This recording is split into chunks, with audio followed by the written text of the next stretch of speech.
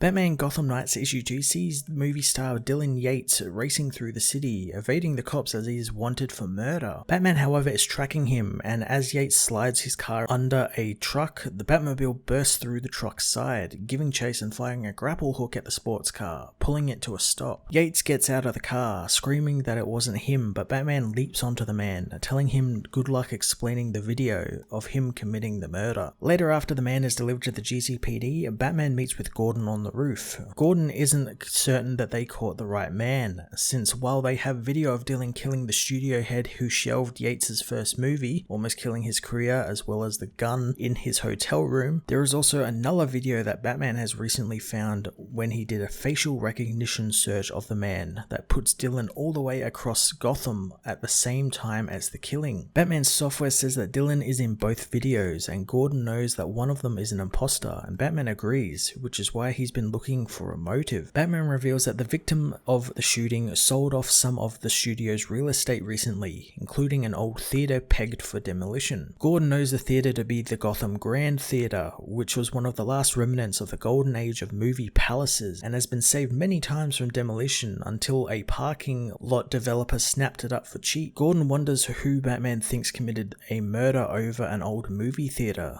then framed Dillon and put on a convincing disguise, but the Dark Knight is already gone. Soon a rookie cop comes to the roof, apologizing for his intrusion, telling Jim that he came up for some air. Jim knows that the man saw Batman leave the roof, making Jim impressed that the man actually saw behind the magic curtain of Batman disappearing. Jim leaves the cop, but he's no ordinary cop as his face begins to melt. Batman meanwhile heads to the Hotel Aventine, where the studio head was murdered, beginning his investigation and getting the dust bag from one of the cleaner's vacuums, in which he finds all of the dirt tracked in by the hotel guests, and taking it to the Batmobile, he runs tests on it, which confirm his suspicion on whom the killer is, and he knows exactly where to find them. Heading to the Gotham Grand Theatre, Batman finds all of the doors are either locked or welded shut, but the hero manages to find an open skylight, diving into the huge theatre stage. There he finds a man who says he was watching him with Gordon, knowing it didn't take him long to connect the dots. Batman knows that there aren't many shapeshifters who can fool his facial recognition software and who leave behind psychoactive clay, so Batman knows that the man is Basil Karlo, better known as Clayface. Batman knows that Basil killed the studio head because he was going to demo the Gotham Grand, which is where Basil's first movie premiered, meaning it is a sacred place for the villain. The hero, however, doesn't know why he decided to try and frame Dillon Yates, but Basil says that the actor didn't do anything to him, but he still has friends in Hollywood, and Dillon treated them very inappropriately, something he does to many of the starlets from his films. Basil says that he took two monsters off the streets and did Batman's job for him, yet he's here to punish him. He asks why Batman gets to exact justice, but he doesn't, and Batman tells him to stop since they are nothing alike. Basil says that they both wear masks and Batman can't be Batman all the time. He must have a secret identity, or is Batman the real identity and the other guy an act? Batman tells him that he's going to be taking the villain in, but Clayface morphs into his monster form, saying that he knew that would happen and he made special arrangements, activating a switch which blows up the balcony behind Batman, causing the whole building to catch fire, trapping himself as Clayface proclaims that he finally has outsmarted Batman. Batman says that Clayface is locked in there with him and it's a death trap, but the villain doesn't care, grabbing the hero and throwing him into the seats. Batman says that Clayface has issues, but he's not crazy and this whole plan is suicide. Basil doesn't care since his life has been a living hell since his car accident that took his face and career, and he never wanted to be a monster. He tries to smash Batman with his giant fists, telling him that he can't even use his powers to help himself since Batman won't let him, and in any other city this would have been the perfect crime, but Batman says that this is his city, and yet Clayface still thought he could shoot a man in the face. Batman throws some explosives at the wall, blowing in the thinnest part of the wall and telling Clayface that they can escape through it. Clayface says what's the point, since this show's over and there won't be any encore. The roof soon collapses, blasting Batman out of the hole and to the ground. 5 hours later, as the firefighters put out the building, Batman finds Clayface baked into solid clay. Batman knows that he was trying to turn the theater into one giant kiln and wonders if suicide really was his endgame. The statue soon breaks apart and Batman realizes that it was only the villain's outer layer of clay, and looking around the area, he finds a hidden hatch that leads to the sewers that Basil escaped down. Batman knows that despite the villain wanting to kill him, Basil did take two monsters off the streets, and maybe in some way he wants to do good. Batman Gotham Knights issue 2 was a big departure from the first issue and was a return to a more traditional Batman storytelling, which is absolutely not a bad thing at all. I enjoyed Batman employing his detective skills to track down Clayface, a villain who I'm glad writer Michael Gray knew the character well enough to use as a kind of morally grey villain slash hero. It was also great to see Clayface even kind of best Batman and win in the end, which is something that doesn't really happen all that often, but when it does, it's always really cool, and I like when writers try and do that and try and do it in really cool ways like Michael did here. I'm going to give this issue a 9 out of 10.